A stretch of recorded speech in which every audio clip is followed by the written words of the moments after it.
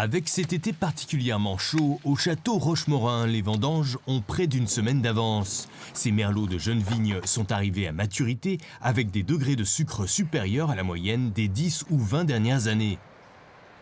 Là, on attend un degré moyen potentiel de 14. C'est assez élevé, mais pas tant que ça pour du merlot. Le merlot est un cépage très précoce, et surtout dans ces régions de Pessac-Léognan, des sols de graves très chauds, ce n'est pas anormal. Les cabernets sauvignons ramassés plus tardivement pourront donner des degrés moindres. Au final, l'assemblage de 30 vins ramènera sans doute ce millésime vers 13,5.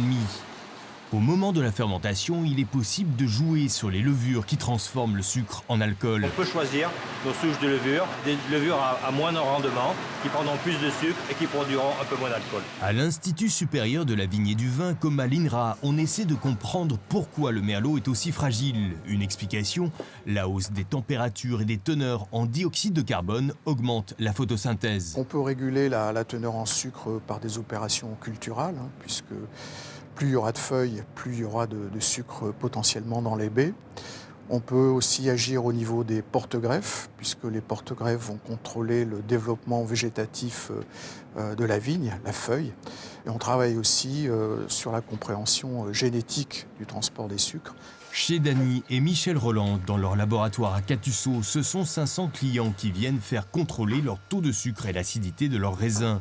Ils nous confirment que ce qui importe avant tout, c'est la maturité phénolique, avoir des taux optimaux de polyphénol. C'est cette fichue maturité de la peau et du goût des pépins qui nous importe, parce que c'est quand même, on sait qu'en rouge, les peaux, c'est primordial.